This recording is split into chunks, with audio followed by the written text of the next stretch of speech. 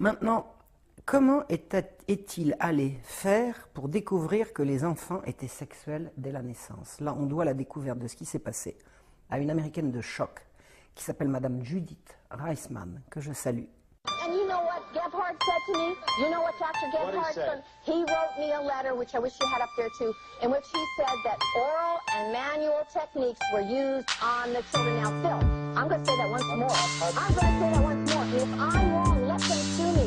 He said oral and manual techniques were used on those children.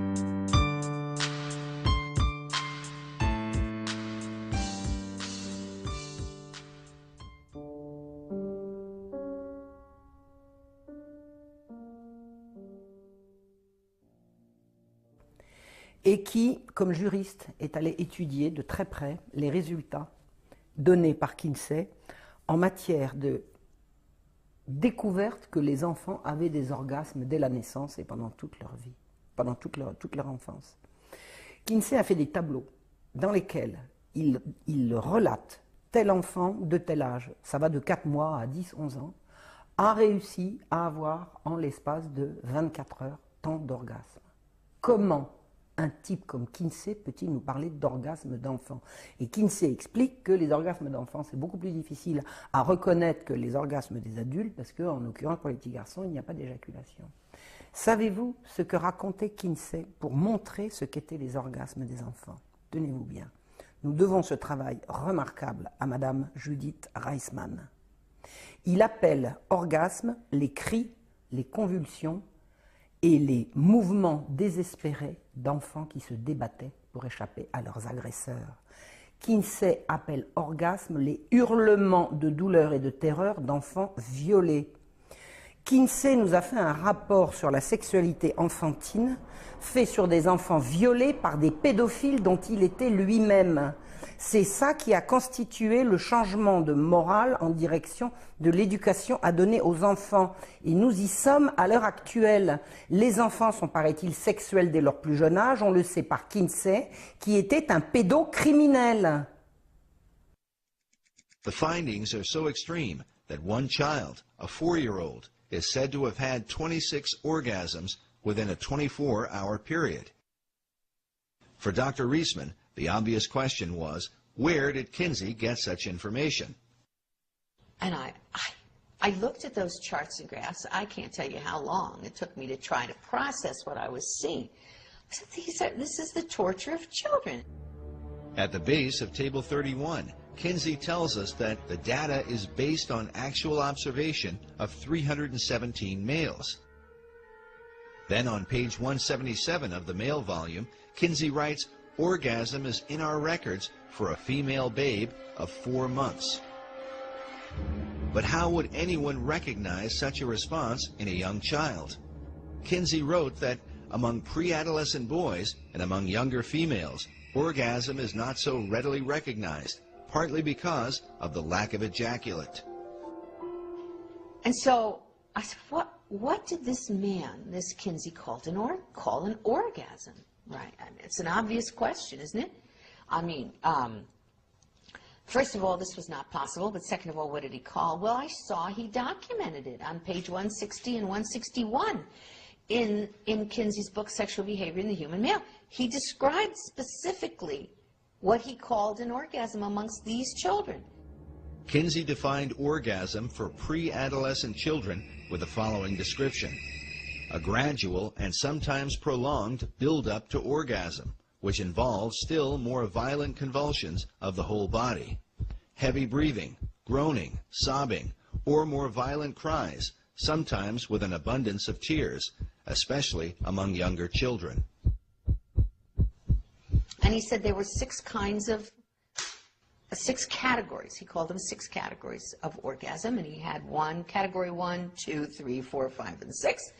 And included in these categories of what he called an orgasm were screaming, writhing in pain, hysterics, especially among younger children. He put that in parentheses, especially among younger children, parentheses. He said that the children had convulsions. Those were his words. He said they fainted. He said they struck the partner, he called it the partner, this is the man who's raping the child, okay, they struck the partner and tried to get away, and he said that those were all examples for him, of orgasm. Savez-vous comment est mort Kinsey? Il paraît qu'il est mort d'une crise cardiaque.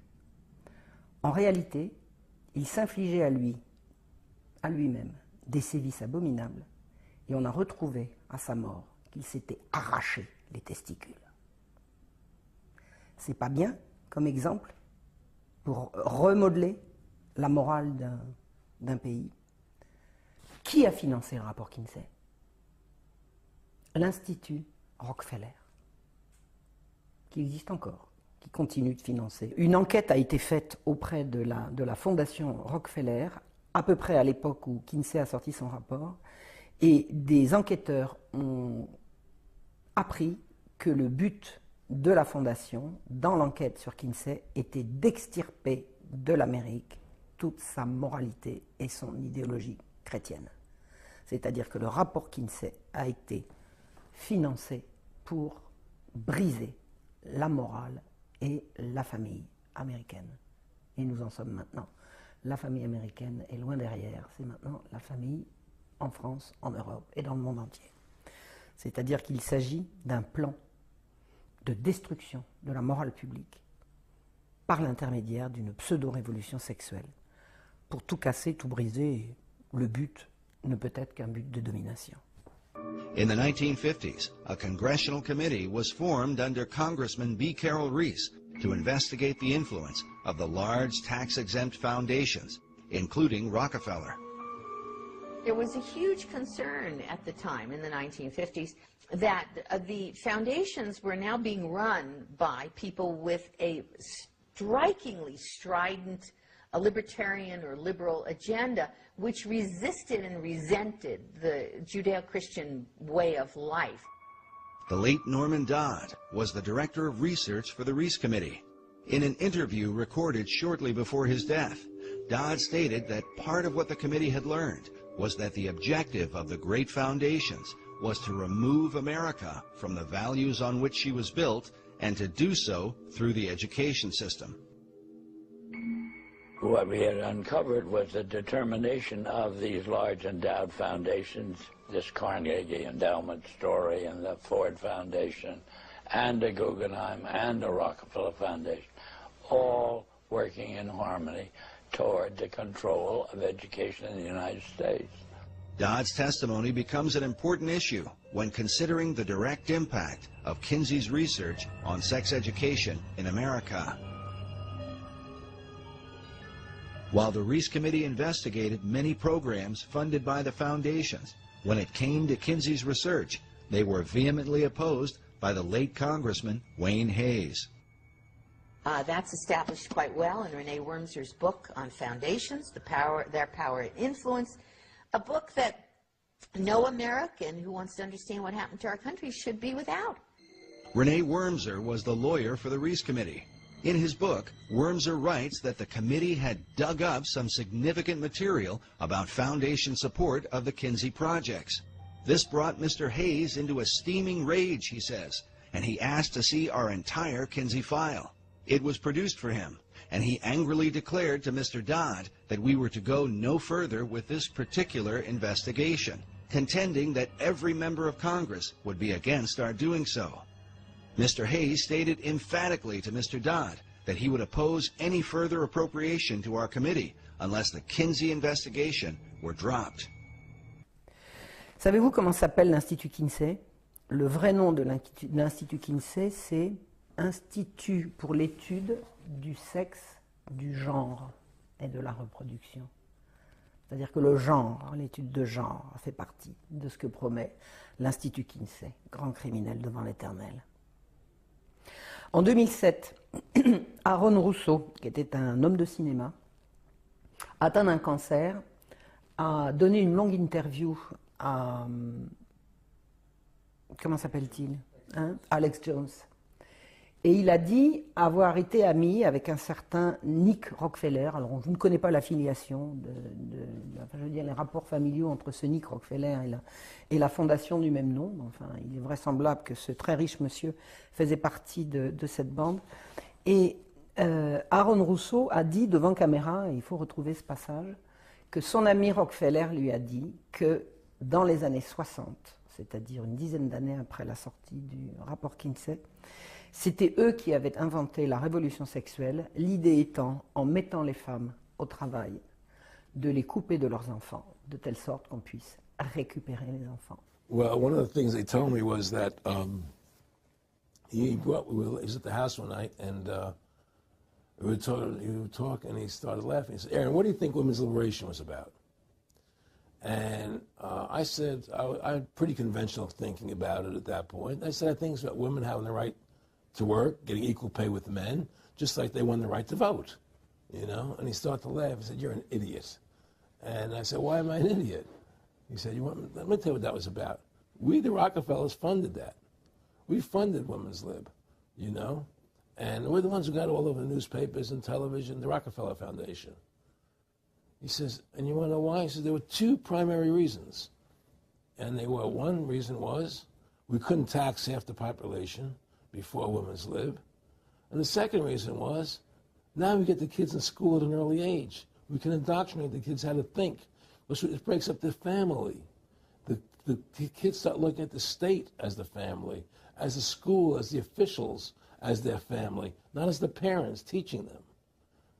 And so those are the two primary reasons for Women's Lib, which I thought up to that point was a noble thing. You know, when I saw their intentions behind it, where they were coming from when they created it, the thought of it, I saw the evil behind what I thought was a noble venture. Alors l'Institut Kinsey, qui est un institut de recherche sur le sexe, le genre et la reproduction, je crois que tout le monde a compris le rapport qu'on peut faire avec ce qui se passe aujourd'hui. Toute la morale sexuelle qui a cours aujourd'hui est la conséquence d'un rapport truqué, financé par la banque, destiné à détruire la civilisation chrétienne, institut dirigé par des pédophiles. 60 ans de mensonges, de chutes, de perte des repères et des valeurs. Ce qu'il a fallu de souffrance et d'angoisse pour comprendre comment nous en sommes ici aujourd'hui. Comprendre quoi? Que chez l'humain, le sexe est sacré et n'est pas une activité de loisir. Le sexe est sacré et lié à l'amour. Nos enfants sont notre avenir. Les pervers veulent nous les voler. Alors maintenant qu'on sait, on fait quoi?